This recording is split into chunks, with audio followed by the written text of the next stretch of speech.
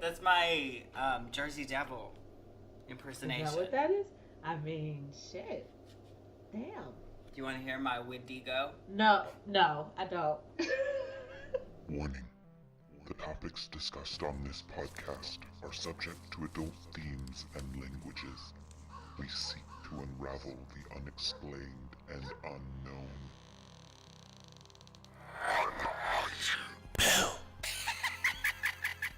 This is Encounters.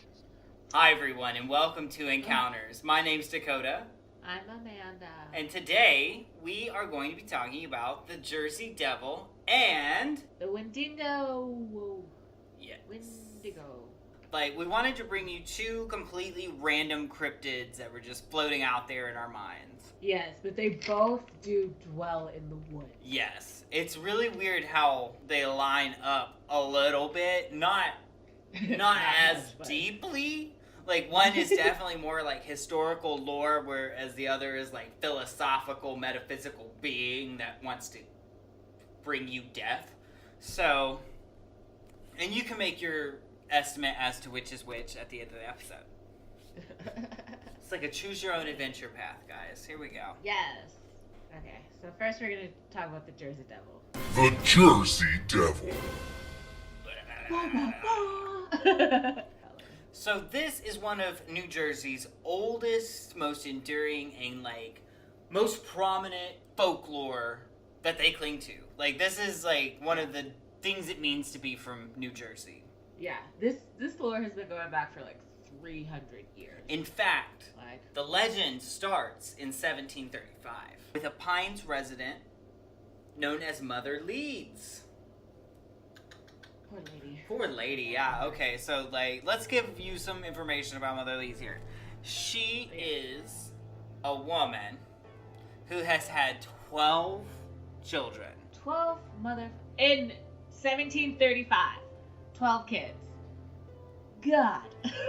Oh, There's some Lord. reports that the folklore says that her husband was a drunkard. Mm-hmm. I didn't see anything that said he wasn't. There's just other people that when they talk about it don't say anything really about the husband. Some say he didn't provide for the family. And Mother Leeds is said when she is found out to have a 13th child to have cursed, "Oh Lord, make this child a devil." and then several months later she's like in labor, and Yes.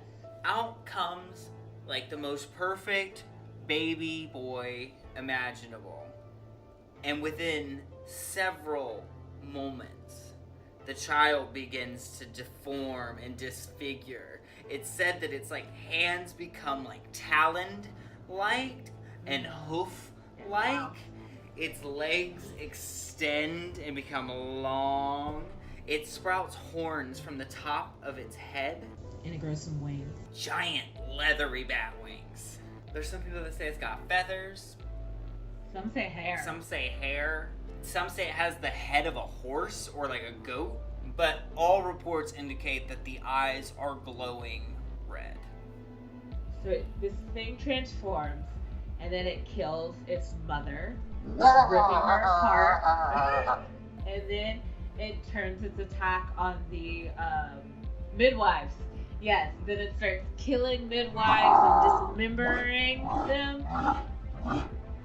Then, after killing and maiming about all these midwives, it goes after its own family, completely killing the father, killing most of the brothers and sisters, as many people as possible, before it flew off into the chimney, leaving a pile of rubble. I can't. So this tale is told in New England. It varies. Some of them vary, but that's the one we're going to tell you.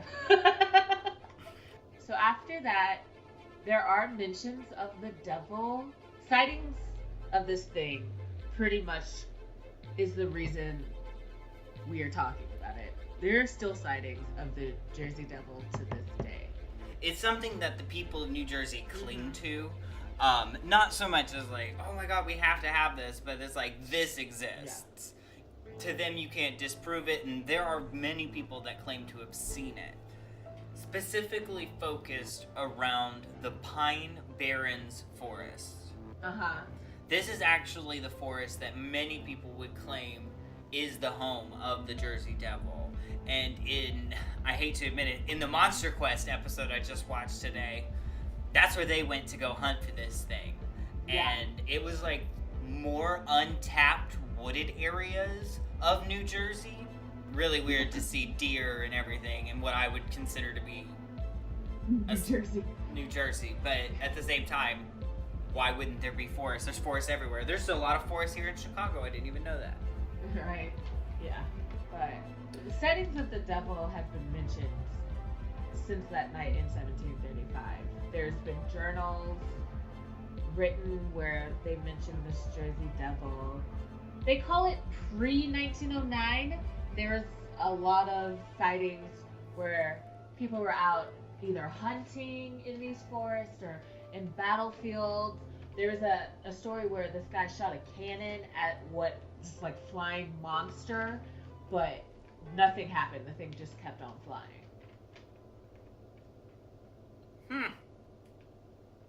Also, the king of Spain who was hunting in those woods said that he saw the devil in a border town in 1860. But in 1903, there hadn't been a lot of sightings in 1903, so a writer had declared that no more devil would be spoken of when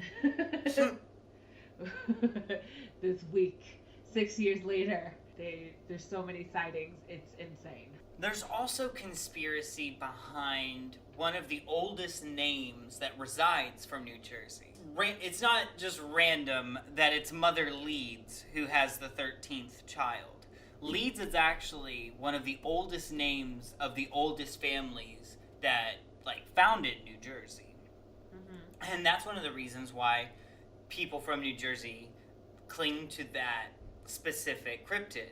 There's an incident that happens. There is an incident in the 1920s, though, where, with the hype and drama that was going on with the Jersey Devil, a traveling company claimed to have captured the Leeds Devil and said that it was a recent escape, but that they had put it back on display and had it for the public to see at a very reasonable price.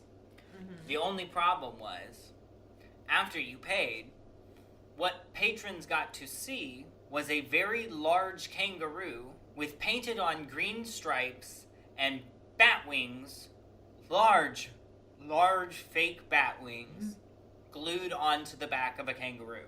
Dude, that's insane. This wasn't admitted until 1929 when he was like, yeah, we made a lot of money on that. I'm sure they did. I bet you did. All those nickels. Right. They say that sightings of the Jersey Devil increase before there's a tragic event as well. Well, that makes it sound like Mothman.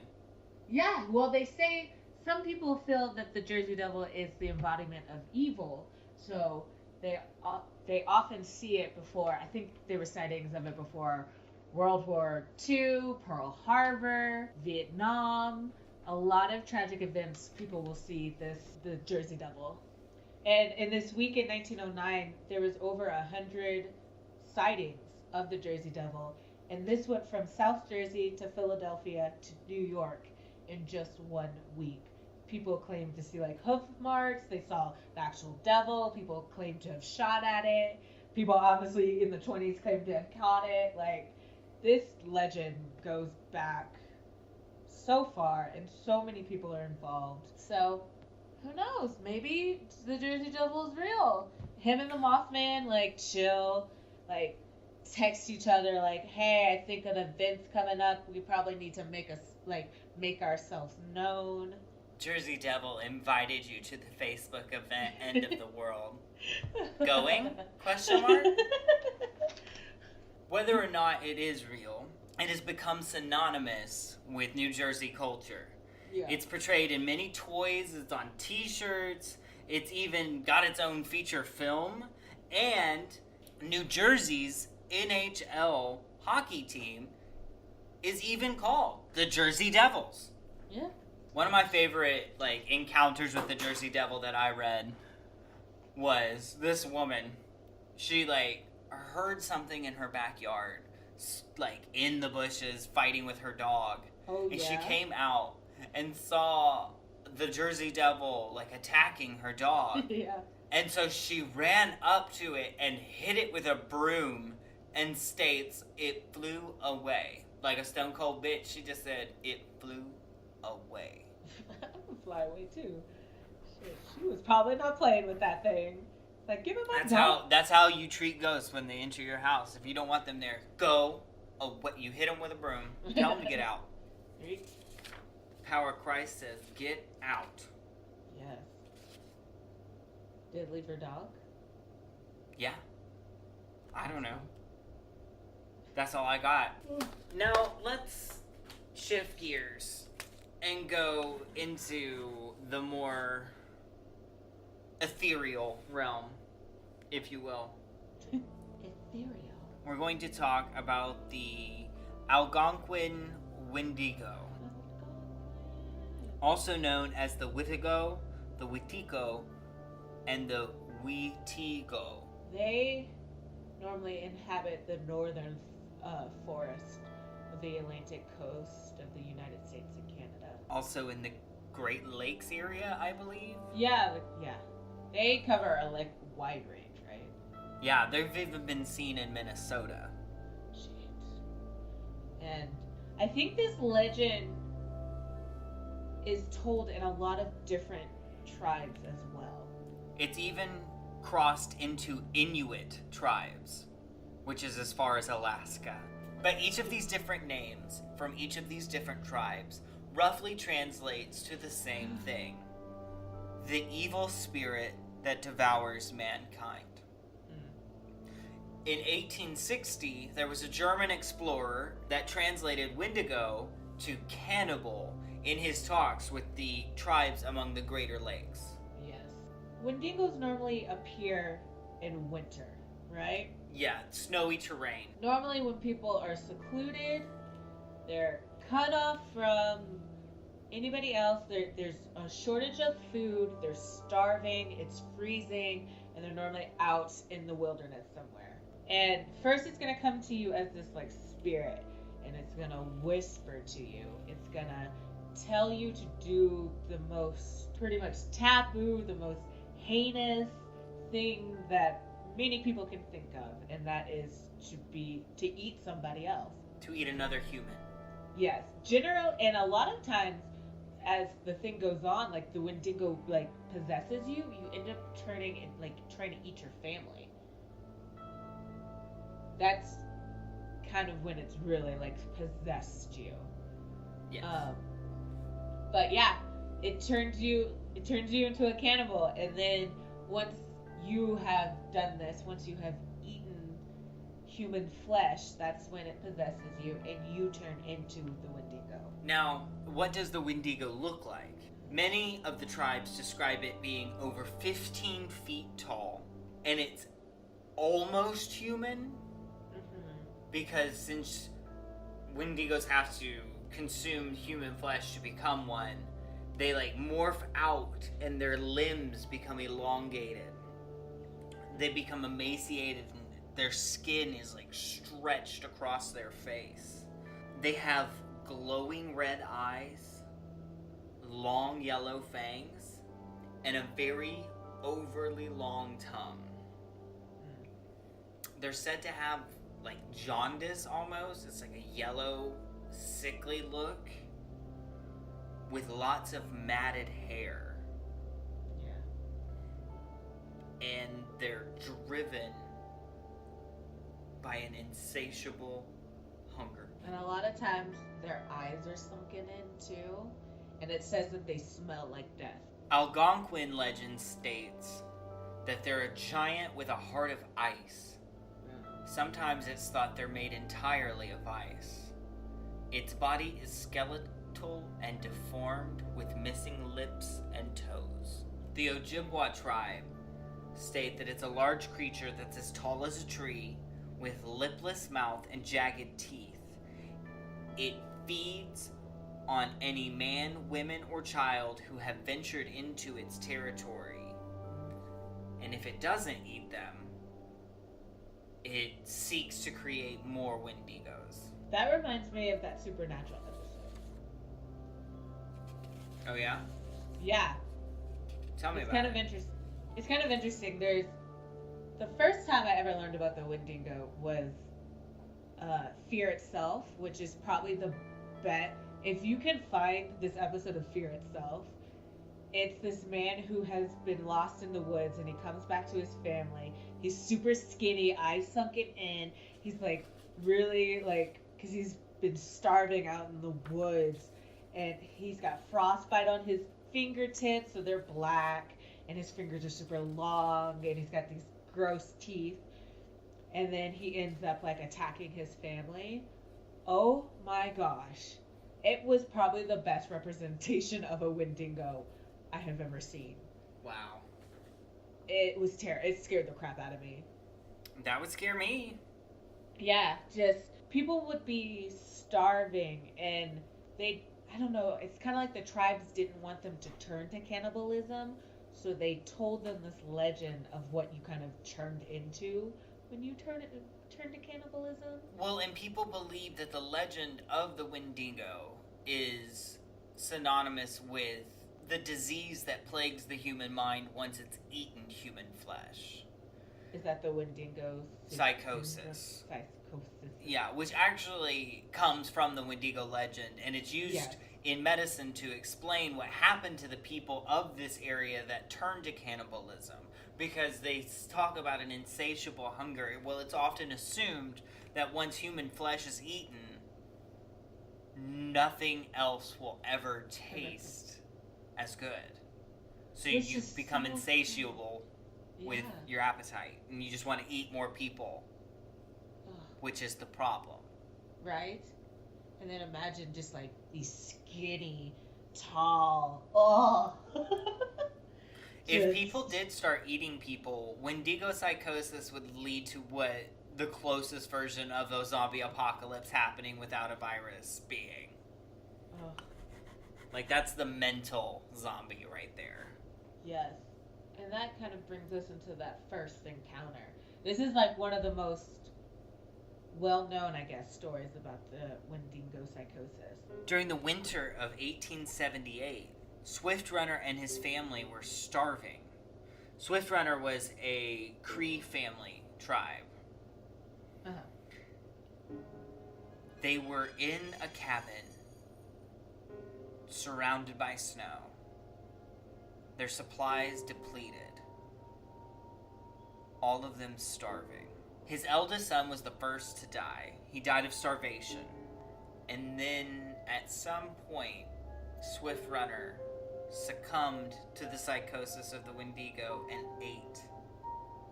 Ate his son? He ate his son. Yeah. And then killed the rest of his family and ate them as well. Which is his wife and his 5 remaining kids. They say he could have walked 25 miles to the emergency food supplies at the Hudson Bay Company post, but I don't even know if I could walk 25 miles and then 25 miles back. That's expecting a lot. So you would eat your whole family? No, I'd probably die. But he confessed and was executed by the authorities at Fort Saskatchewan. One of the encounters we found was from the most famous Wendigo hunter around. Well, he's not around anymore, but Well, yeah. Poor thing. his name was Jack Fiddler, and he was a Cree Indian Wendigo hunter. He claimed to have killed at least 14 different Wendigos in his life. Oh my lord. It's a lot. It's a lot of people. In October of 1907, they were actually caught with the murder of a Cree Indian woman, and they both pleaded guilty. And they said that their reason for killing her was because she was a Wendigo. She was possessed by the spirit of a Wendigo and on the verge of transforming into one. In their defense, they argued that they thought it was necessary to kill her before she killed other members of the tribe. They were sentenced to death. I believe Jack committed suicide at 87, and his son was pardoned by somebody and didn't receive it early enough and died. I don't know, but Yeah, he died before he got his pardon. yeah. But imagine that's what they used to explain eating people. I mean, But honestly, let's think about this. Think of the trauma it would be to eat another human being. yeah. Think the trauma of liking it. Yeah. Then think Yeah. about walking around with food and food talking to you. Yeah. This trauma would shatter a person. I mean, clearly it does if you kill your entire family and eat them. Right? And there are still reports. I mean, no one can prove that these are real or not, but there's still stories of Wendigos in today's culture. I'm sorry, I don't know. Yeah, what I I'm mean, trying to I say. wonder, what about serial killers that have, eaten human flesh? Like Jeffrey Dahmer. Would that explain his acts of violence? I have no idea. He's a Wendigo? I have no idea. I don't know either, I'm asking you. Well, he didn't turn into the creature, so he was just a monster. But some do say that they have power. Some say they're super strong. Some say they're super fast. Some say they can mock the voices of your loved ones. There's some people that say that they are not to be confused with skinwalkers. They're like Yeah. close cousins, but not the same. They don't shapeshift. But they can do the voice thing, which really freaked me out. And there's videos on YouTube Mhm. of these creatures. Yeah. And it's so hard for me to believe seeing something like that actually existing. But Yeah. again, when it comes down to Native American folklore, I don't really question it. They're there. It is it's a fascinating way to explain psychosis in a time before Yeah. medical science. Like, their spiritual science, their spiritual healing was able to identify a mental illness and give it a name and then create a legend and lore behind it to teach people the problems that come with it. Because Wendigos are also known to be greedy and gluttonous and multiple other, I don't want to say sins because it's Christian, but sins. Yeah. And it's interesting how it's the spirit of the Wendigo. It's just whispering, just constantly telling you to do something. Something And bad. something horrible. And it's just like, oh, I can't do this. What if it really did turn someone into a monster? You never know. I mean, the stories that I've heard from a kind of more modern day is pretty creepy. Ooh. This one story I heard was about a man and his wife who were living somewhere by the border of Canada. They lived on the edge of the forest line, right? So one night, this man wakes up to the sounds of his dog just barking. He goes downstairs thinking the dog just needs to go outside. When he opens the door, the dog takes off towards the forest, and it's just barking like there's something in the woods. It's going crazy, barking, and he's trying to get the dog to come in. He's yelling for it to come in, and it won't listen to him when it suddenly takes off into the woods. So he's chasing after it. He goes just a little bit into the forest, and it's calling the dog's name. Nothing. Suddenly, the dog stops barking completely, right? And behind him, he hears what he thinks is his wife's voice, asking him what's going on. He turns around expecting to see her, and there's nothing there. When suddenly, he hears his wife's voice from deeper inside of the woods. When he looks, he sees this tall figure start to kind of come out of the tree. And he said it was like a long, skinny figure. And he took off running inside the house. When he got inside, he found his dog in there just chilling. And then when he went upstairs, he found his wife fast asleep. She hadn't even woken up. And he said, from the description of the Wendigo, that's what he felt like. If he had stayed there any longer, then he would have been dead. That's horrifying.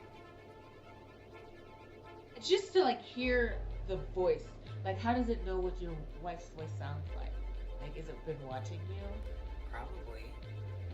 Yes. But since it is a psychosemantic character, or a psychocentric creature, what if it's just using your mind against you? Because you would know what your wife's voice sounds like. So if it can get in your head, it can manipulate your thoughts and make your wife's voice appear. Yeah, it's true. If it wants to, especially if it's trying to make more, Wendigos. I guess the spirit could do that. Yeah, 100%. A lot of the encounters that I've seen in the videos I've watched have been mostly centered around big wooded areas with lots of snow. And it'll be couples walking through a forest, and all of a sudden they'll look up, and this Nosferatu fucking 15-foot, it's probably not that big. The ones that I've seen are like 10 foot tall. Like if Slender Man didn't have black clothes on, running through the forest on Gollum-like legs. It was ridiculous. No, thank you. That's why I don't go outside. Like, why? What makes people want to go camping? Every time, like everything I ever hear about is in the woods.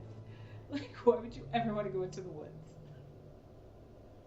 I would never want to go into that part of the woods. I like camping, but I don't want to run into a Wendigo, and I don't want to eat people. I really don't. No, thank you. I like lamb and cow and lots of other But things. I guess if you eat somebody, it's a flavor you will never get enough of. So, I mean, insatiable. Is that it for the Wendigo? I mean I think that's a good place to end on the Wendigo. What do these two things have in common? The fact that they have glowing red eyes and live in the woods would be... Yeah, and the Wendigo had its murder trial where they were killing 14 people and big massive hunting around 1907, so that would have been a good couple years there. Which is also when we have a spike in the Jersey Devil appearance in 1909. Yeah. So, I wonder if... they're all connected to the Mothman. What if the fucking Jersey Devil ate one of his siblings and became a Wendigo? I mean, truth. Maybe that's what it is. It probably isn't, but I had to make some kind of correlation between the two of these topics. Hey, maybe it's a skinwalker. It could be a skinwalker. Some form of ancient magic. Right? Well, and see, they even go back and they found a record of one of the Leeds women that had 12 children. And then when they found that, they were like, oh, I bet this is Mother Leeds. And they were like, I bet she had a 13th child that was deformed that they didn't list. Because they were the Leeds family. And then that led to all sorts of other speculation. But, so yeah, that's it for the week, guys. What are we doing next week? I'm glad you asked, Amanda. Next week, we're going to be doing Annabelle, another Warren's case file. Also, we're going to bring you Robert the Doll. Spooky haunted dolls on next week's episode. If you like what you hear, please follow us on Facebook at Encounters a Paranormal Experience. You can also find us on Instagram at Encounters a Paranormal. Find us on iTunes, Spotify, Google Play, Stitcher, Libsyn, and other podcast streaming services. We'd like to thank our followers who have left recent reviews. You guys are awesome.